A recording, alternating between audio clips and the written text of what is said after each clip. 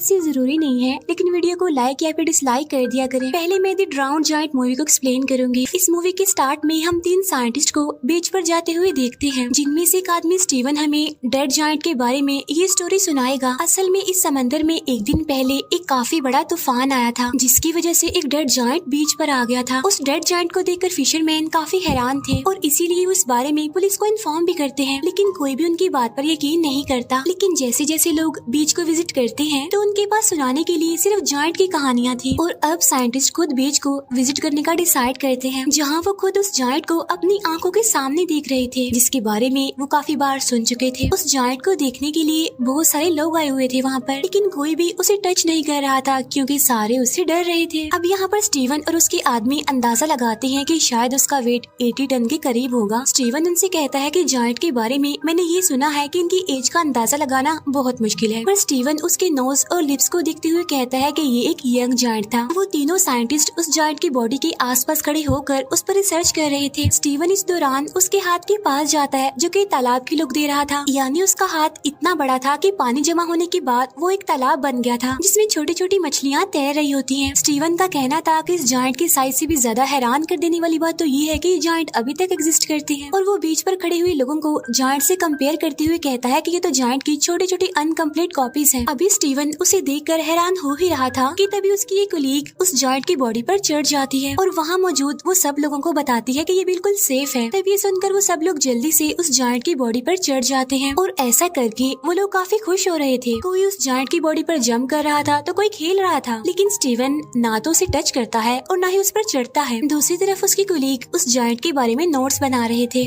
और जैसे जैसे टाइम गुजरता जा रहा था वहाँ उस जायंट से खेलने के लिए लोग कम होते जा रहे थे, क्योंकि सब लोग अपने अपने घर जा रहे थे। फिर 3 दिन के बाद स्टीवन दोबारा यहाँ पर आता है, क्योंकि उसका उस जायंट में इंटरेस्ट बढ़ गया था और उसका दावा था कि उसे इस जायंट पर नजर रखते हुए कोई भी परेशानी नहीं हो रही है, क्योंकि वो जायंट उसके आसपास के लोगों की निस्बत ज्यादा जिंदा था। फिर वो दिखता है कि वहाँ पर कुछ बच्चे जायंट के ऊपर स्लाइड खेल रहे हैं और कुछ आदमी तो उस जायंट को काटने की तैयारी कर रहे थे। तो आज वो जायंट के पास देर तक रुकने का इरादा करता है ताकि जायंट के पास कोई भी ना हो, लेकिन जैसे ही वो जायंट के पास आता है तो वो दिखता है कि जायंट डिके होना स्टार्ट हो गया है और उसका हर एक बॉडी पार्ट काफी अजीब दिख रहा है। अब यहाँ वो जायंट के कान पर एक लड़की को देखता है जो उस जायंट के कान को एज अ चेयर यूज कर रही थी। स्टीवन नोटिस करता है कि जायंट के फेस से उसकी यूथफुल लुक खत्म हो गई है, यानी अब वो जवान नहीं दिख रहा। तब वो अंदाजा लगाता है कि समंदर में बहुत अरसा रहने की वजह से उसके टिश्यूज खराब हो गए हैं, जिसकी वजह से उसकी बॉडी काफी जल्दी खराब हो गई है। स्टीवन जायंट के फेस पर एक इंसेक्ट देखता है जो कि उसके मुंह में जा रहा था। तब स्टीवन सोच रहा था कि इंसेक्ट के उसकी मंजिल तक पहुंचने से पहले ही ये जायंट डिके हो जाएगा और अब स्टीवन बहुत ज्यादा हिम्मत करके उस जायंट के ऊपर चढ़ता है। अब जायंट की चेस्ट पर चढ़ने के बाद वो जायंट की बाजू को देख रहा था जो बिल्कुल डिके हो चुका था और कुछ बचा हुआ पार्ट्स इंसेक्ट्स और बाकी बर्ड्स खा रहे थे। यहाँ अब उसकी आंखों के ऊपर अब एक अजीब सा कवर आ गया था जो कि उसकी आईज को भी एक तालाब जैसी लुक दे रहा था। फिर स्टीवन उसकी आंखों में अपना शेडो देखता है और सोचता है कि इस जायंट के डिके होने की तकलीफ उस तकलीफ से कम है जो उसे तन्हाई ने दी है। इसके बाद वो यहाँ से चला जाता है। फिर नेक्स्ट टाइम जब स्टीवन उस जायंट के पास जाता है तो देखता है कि उसकी आर्म्स और लेग्स डिके हो चुके हैं और अब वो उसकी बॉडी को गौर से देख रहा था, जहाँ पर जायंट की बॉडी की इंसल्ट की जा रही थी और इंसल्ट करने वाले कोई और नहीं बल्कि इंसान ही थे। अब हालांकि ये जायंट भी तो इंसान की तरह का ही एक क्रिएचर था। फिर नेक्स्ट डे स्टीवन जब दोबारा से उस जायंट के पास आता है तो वो देखता है कि उस जायंट का तो सर भी उतार दिया गया है और बर्ड्स और इंसेक्ट्स उस जायंट को खा रहे हैं। अब सर के बगैर उसकी बॉडी इंसानों जैसी बिल्कुल भी नहीं लग रही थी। अब इसी के साथ ही स्टीवन और इस डेड बॉडी का रिलेशन भी कम हो रहा था जो कि इस डेड बॉडी ने बनाया था।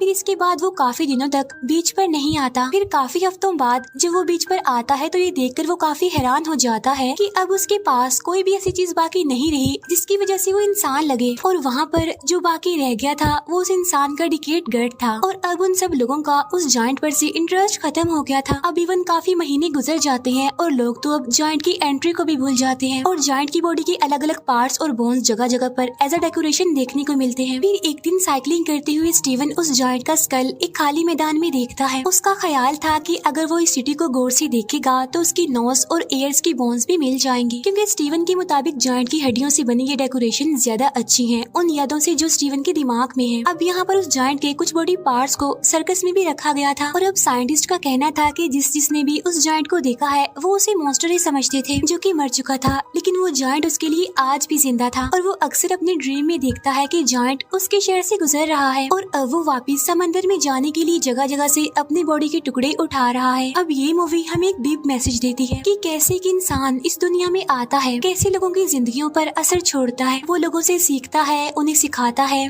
लेकिन फिर जब वो इस दुनिया से चला जाता है तो लोग उसे भूल जाते हैं। इवन दिन, महीने, साल गुजर जाते हैं लेकिन कोई उसे याद नहीं करता। सेम ऐसे ही जैसे हमने इस मूवी में देखा कि कैसे एक जायंट आया और सबके अट्रैक्शन बन गया, लेकिन फिर वही बात, दिन, महीने, साल गुजर गए लेकिन किसी को वो याद नहीं रहा। असल में यही इंसान की जिंदगी का कड़वा सच है कि जब तक कोई इंसान जिंदा रहता है तो लोग उसे याद रखते हैं, लेकिन अगर वही इंसान मर जाए तो थोड़े ही दिन बाद लोग उसे भुला देते हैं। और अब मैं एक्सप्लेन करूंगी आइस एज मूवी को। इस मूवी के स्टार्ट में हम एक कपल को देखते हैं जो कि एक न्यू अपार्टमेंट में शिफ्ट हुए थे। उनमें से आदमी जिसका नाम रोब था वो अपने घर में कुछ सामान लाते हुए नजर आता है। मीनवाइल उसकी वाइफ गेल घर में सामान सेट कर रही होती है। गेल को अपने इस न्यू अपार्टमेंट में एक पुराना फ्रिज नजर आता है जो कि लैंडलॉर्ड इस घर में छोड़ गया था। अब गेल उस अगली फ्रिज से परेशान थी, पर रोब उसे कहता है कि पुरानी टेक्नोलॉजी में जरूर कुछ अमेजिंग होता है, जिस पर गेल टॉन्टिंग वे में कहती है हाँ ये अगली सी मोटर जो इसके ऊपर लगी हुई है। अब गेल यहाँ पर न्यू फ्रिज रखना चाहती थी, लेकिन रोब अभी न्यू फ्रिज अफोर्ड नहीं कर सकता था। गेल अपने हस्बैंड की चालाकी को मजाक में उड़ा देती है। अब वो दोनों इस इशू को यहीं पर छोड़कर ड्रिंक एंजॉय करने का सोचते हैं, क्योंकि वो शिफ्टिंग करते हुए काफी थक जो गए थे। अब जैसे ही रोब फ्रिज में आइस लेने जाता है तो उसे फ्रिज आइस चंक से ढका हुआ नजर आता है। फिर आखिर वो बड़ी मुश्किल से एक क्यूब निकाल कर अपने ड्रिंक में डालता है। वो दोनों मिलकर बैठते हैं और अपने नए घर की खुशी को सेलिब्रेट करते हैं। अब ड्रिंक की एक सिप लेने के बाद रोब को आइस में कोई अजीब सा स्ट्रक्चर नजर आता है और जब उसे रियलाइज होता है कि वो एक जानवर है तो उसे अपनी आंखों पर यकीन नहीं होता। वो आइस क्यूब गेल को दिखाता है और पूछता है क्या सच में इसमें कुछ है। तब गेल जल्दी से मैग्नीफाइंग ग्लास लेकर आती है। वो एक छोटे से क्रिएचर को आइस क्यूब में फ्रीज देखते हैं। वो दोनों उस क्रिएचर को देखकर काफी हैरान और कंफ्यूज थी, क्योंकि वो बहुत छोटी थी। वो नोटिस करते हैं कि इस छोटी सी क्रिएचर को हंट किया गया है, क्योंकि उन्हें उसकी बॉडी में स्पेयर्स यानी नेजे नजर आते हैं। तब ये देखकर वो और ज्यादा हैरान परेशान हो जाते हैं और अब गेल जल्दी से जाकर फ्रिज से सारी आइस निकालती है। तो यहाँ पर रिवील होता है कि इस फ्रिज के अंदर एक पूरी मिडिल एज सिविलाइजेशन वर्क कर रही है। फ्रिज के अंदर टाइम बहुत तेजी से गुजर रहा था। यहाँ का एक सेकंड गुजर रहा था तो वहाँ के हफ्तों गुजर रहे थे। अब ये देखकर वो दोनों हस्बैंड वाइफ काफी हैरान थे और वो ये भी सोच रहे थे कि ऐसा पॉसिबल कैसे हो सकता है। अब वो शहर के अंदर जो लोग थे वो भी इन दोनों को बड़े गौर से देख रहे थे। अब क्योंकि वो छोटे से थे इसीलिए वो इन दोनों को जायंट समझ रहे थे, लेकिन फिर भी उन लोगों को इनके यहाँ पर होने से कोई प्रॉब्लम नहीं थी। फिर कुछ देर बाद रोब उस छोटे से क्रिएचर को अपने घर के एक प्लांट में दफन कर देता है। वो छोटा सा क्रिएचर जिन्हें सबसे पहले आइस क्यूब से मिला था। इस बात पर गेल उसका दोबारा मजाक उड़ाती है। इसके बाद जब वो दोबारा फ्रिज खोलते हैं तो देखते हैं कि अब वो शहर मिडिल एज से इंडस्ट्रियल एज में चेंज हो गया है। वो भी सिर्फ इतने से ही टाइम में,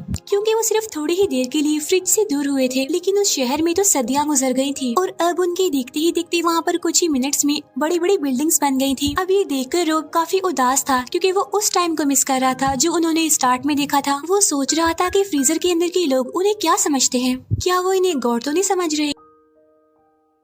लेकिन तभी वो दो कंस्ट्रक्शन वर्कर को फ्रीजर के अंदर ही उन्हीं के बारे में बात करते हुए देखते हैं। वो कह रहे थे कि हम इन दो पागल जायंट्स को हर रोज देखते हैं और हम उस ब्रोकली को भी देखते देखते थक गए हैं जो गेल के दांतों में नजर आ रही थी। और अब उनके देखते हुए ही वो इंडस्ट्रियल कम्युनिटी मॉडर्न कम्युनिटी में चेंज हो जाती है और वहाँ की सारी बिल्डिंग सुपर स्ट्रक्चर में चेंज हो गई थी। और साथ साथ उन्हें वो छोटी छोटी चीजें उड़ती हुई नजर आती है, जो रोब को लग रहा था कि शायद ये प्लेन्स हैं। और टाइम को गुजरते हुए वो लोग काफी गौर से देख रहे थे। रोब अब इस एज को देखकर सरप्राइज था और सोच रहा था कि अगर ये हमारी दुनिया से रिजेंबल करता है तो इस मॉडर्न एज की बात क्या होगा। और इतनी ही देर में वो वहाँ पर एक लाइटिंग ऑब्जेक्ट को देखते हैं। तब रोब हैरान होता है कि ये क्या चीज है और वो उसे देखने के लिए करीब जाता है। इसके बाद वो जोरदार झटके से दूर गिरता है। अब गेल उसकी हेल्प के लिए उसके पास जाती है और उसका फेस जला हुआ देखती है, जिससे उनको अंदाजा होता है कि वो एक लाउंजर था और वहाँ पर वॉर चल रही थी। फिर जब वो कुछ सेकंड्स के बाद वहाँ पर जाते हैं तो वहाँ पर सब कुछ खत्म हो गया था। अब वो इस फ्रीजर को बंद कर देते हैं, क्योंकि वो इस वॉर को बढ़ाना नहीं चाहते थे। इसके बाद वो लोग पिज्जा ऑर्डर करते हैं, अपने खाने को काफी इंजॉय करते हैं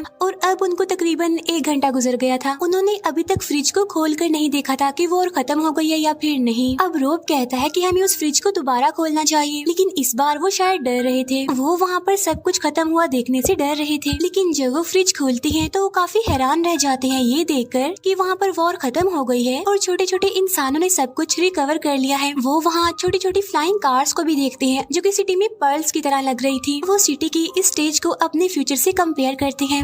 ये अब एक फ्यूचरिस्टिक लैंड थी जहाँ आसमान से बातें करती हुई सुपर स्ट्रक्चर बिल्डिंग इस सिटी को काफी अच्छा लुक दे रही थी। इसके बाद वो सिटी एक पिरामिड स्ट्रक्चर में चेंज हो जाता है जिससे बहुत सारी लाइंस कनेक्ट कर रही थी। अब रोब और गेल को लग रहा था कि सब लोग इस पिरामिड में रहते हैं। इसके बाद सिटी का वो पिरामिड स्ट्रक्चर सारे सिटीज को अपने अंदर अब्सॉर्ब करने लगता है और एक बड़ी सी एनर्जी बॉल में चेंज होकर फट जाता है, जिसकी वजह से सिल्वर स्पार्क उनके पूरे किचन में फैल जाती है, जिन्हें वो लोग बड़ी गौर से देख रहे थे और उन्हें ये सब एक फैंटेसी वर्ल्ड का पार्ट लग रहा था और वो स्पार्क किसी फायरफ्लाइज जैसे लग रहे थे। इसके बाद वो स्पार्क्स दोबारा जमा होकर फ्रीजर में चले जाते हैं, फिर एकदम से सब कुछ गायब हो जाता है। इसे देखकर वो लोग काफी कंफ्यूज हो जाते हैं। रोब को लग रहा था कि अब वो वापस आने वाले हैं, लेकिन गेल को ये लग रहा था कि सब कुछ खत्म हो गया है और असल में ये सब कुछ दुनिया के खत्म होने को जाहिर कर रहा है। रोब अब फ्रिज का स्विच बंद कर देता है। वो दोनों गले मिलते हैं। उन्होंने कुछ ही घंटों में ह्यूमैनिटी का स्केच देख लिया था जिसमें उन्होंने पास्ट, प्रेजेंट और फ्यूचर को भी ऑब्जर्व कर लिया था। नेक्स्ट मॉर्निंग वो कपल अपनी नॉर्मल लाइफ स्टार्ट करता है, पर अभी भी उनके जहनों में कल के बारे में कुछ सवालात थे और अब वो सस्पेंस में दोबारा से फ्रीजर को देखते हैं जहाँ वो छोटे छोटे इंसान वापिस आ गए थे और वो डायनासोर के मीट से अपना पेट भर रहे थे और कुछ तो डायनासोर से बचने के लिए भाग रहे थे। यानी अब ये ह्यूमैनिटी का स्टार्ट दिखाया जा रहा है। अब यहाँ इस कपल को दिखाते हुए